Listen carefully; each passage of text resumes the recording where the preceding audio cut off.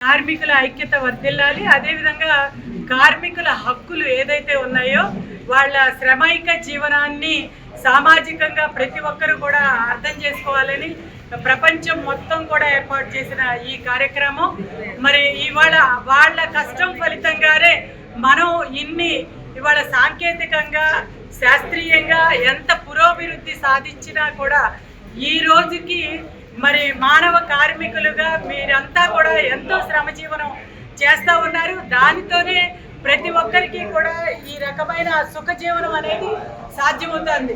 ఇవాళ మనం మరి ఇంత ఎండలో ఫ్యాన్లు ఏసీలు ఇవన్నీ తిరుగుతున్నాయంటే బొగ్గు కార్మికులు ఎంతమంది మరి అక్కడ పనిచేస్తూ ఉన్నారు, బొగ్గు గనుల్లో పనిచేస్తూ ఉన్నారు.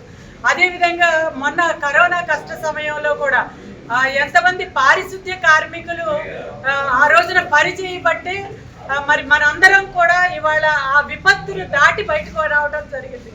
మన నరేంద్ర మోడీ గారు కూడా ఆ రోజున వాళ్ళకి కాళ్ళు కడిగి తల మీద పోసుకున్నంత పనిచేసి నా సందర్భం కూడా మనందరం కూడా చూసాము.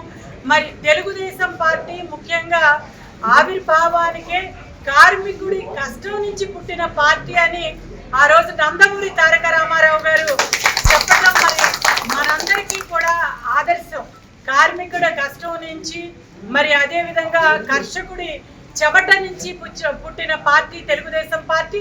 దాన్ని ముందుకు తీసుకెళ్తూ నారా చంద్రబాబు నాయుడు గారు ఈ రోజున కార్మిక సంక్షేమం కోసం, కార్మిక కుటుంబాల కోసం, ఇవాళ కార్మిక ఆడబిడ్డలు మరి ప్రసవం కోసం, అదేవిధంగా ఎవరైనా సహజ మరణం పొందినా కూడా ప్రభుత్వం కార్మికుల పట్ల మరి ఈ అండదండలు అందిస్తూ ముందుకు వెళ్ళటానికి వాళ్ళ శ్రమల గురించి ఈ రోజున అందరూ మాట్లాడుకుని సామాజికంగా మనందరం కూడా దాన్ని గుర్తుపెట్టుకోవడానికి ఈ రోజున ఈ మేడే కార్యక్రమం మనం ఏర్పాటు చేసుకున్నాం.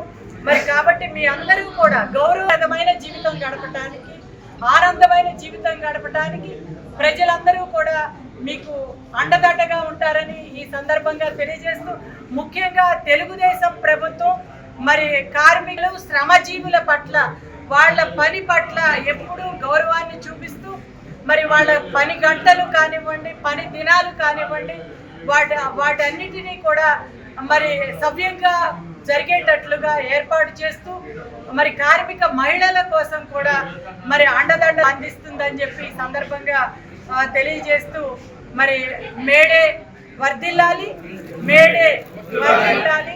శ్రమైక జీవులు మరి ఆనందంగా, ఆరోగ్యంగా, గౌరవప్రదంగా, ఆత్మగౌరవంగా ఉండేటట్లు తెలుగుదేశం ప్రభుత్వం అండదండగా ఉంటుందని ఈ సందర్భంగా తెలియజేస్తూ మరొకసారి మీ అందరికీ మేడే శుభాకాంక్షలు తెలియజేస్తాను.